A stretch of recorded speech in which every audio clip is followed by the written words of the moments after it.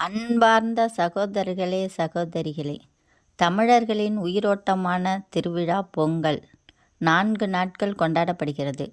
போகி, தைப்பொங்கல், மாட்டுப்பொங்கல், காணும் பொங்கல்.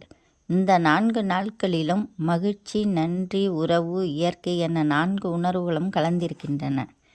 இன்றைய கதையில் நாம் அறியப்போவது காணும் பொங்கல் என்றால் என்ன, ஏன் அந்த நாளுக்கு இவ்வளவு முக்கியத்துவம், இதன் பின்னணி கதை என்ன, வாருங்கள் பார்ப்போம்.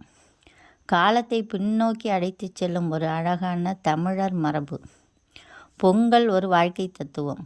பொங்கல் என்பது வெறும் பண்டிகை அல்ல, அது விவசாயியின் வாழ்வியல், அது குடும்ப உறவுகளின் சங்கமம், அது இயற்கைக்கு செலுத்தும் நன்றி.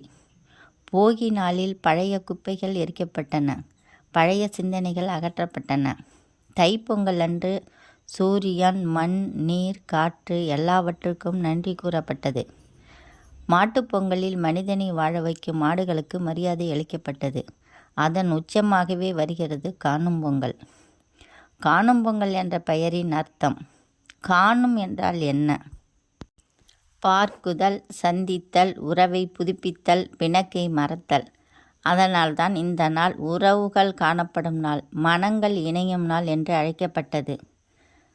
பழங்கால தமிழர் வாழ்க்கை காணும் பொங்கலின் தொடக்கம். பழங்காலத்தில் தமிழர்கள் சிறு சிறு கிராமங்களில் வாழ்ந்தார்கள். விவசாயம், கால்நடை, காடு இவை 3ம் அவர்களின் வாழ்க்கை. பொங்கல் முடிந்த பிறகு அவர்கள் வீட்டுக்குள் மட்டுமே இருக்கவில்லை. ஆற்றங்கரை, குளக்கரை, வயல்வெளி, தோப்புகள் இவற்றில் எல்லாம் குடும்பத்தோடு சேர்ந்து செல்வார்கள். இதுவே காணும் பொங்கலின் ஆரம்பம். காணும் பொங்கல் அன்று தாய் வீட்டிற்கு பெண் செல்வாள். அண்ணன் தங்கை சேருவார்கள். மாமன் மச்சான் உறவு வலுப்படும். பாட்டி தாத்தா ஆசிகள் கிடைக்கும்.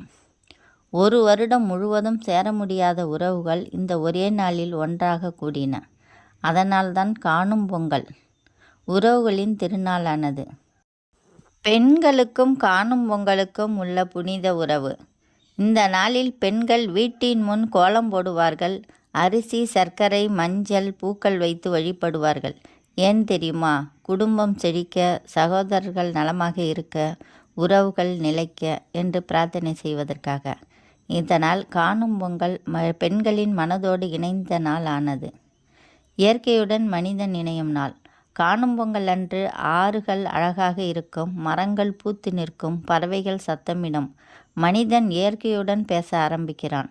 நீ இல்லாமல் நான் இல்லை என்று இயற்கையிடம் சொல்லும் நாள். இதுவே காணும் பொங்கல். காணும் பொங்கலின் தெய்வீக அர்த்தம். ஒரு புராண கதையில் சிவபெருமான் கூறினார், உறவுகளை மறந்து வாழும் மனிதன் தெய்வத்தையும் மறந்து விடுவான். அதனால்தான் பொங்கலின் கடைசி நாள் உறவுகளுக்காக ஒதுக்கப்பட்டது.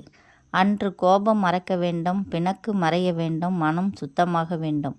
இதுவே காணும் பொங்கலின் ஆன்மீக அர்த்தம்.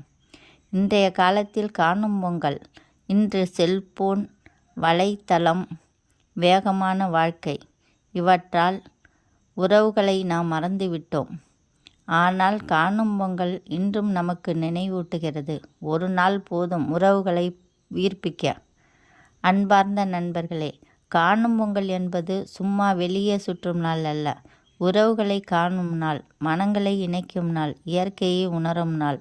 இந்த மரபை நாம் பாதுகாத்தால்தான் நம் கலாச்சாரம் நிலைக்கும். இந்த வீடியோ உங்களுக்கு பிடித்திருந்தால் லைக் பண்ணுங்கள், ஷேர் பண்ணுங்கள், சப்ஸ்கிரைப் செய்யுங்கள். தமிழர் மரபு வாழ்க, காணும் பொங்கல் சிறக்க. நன்றி, வணக்கம்.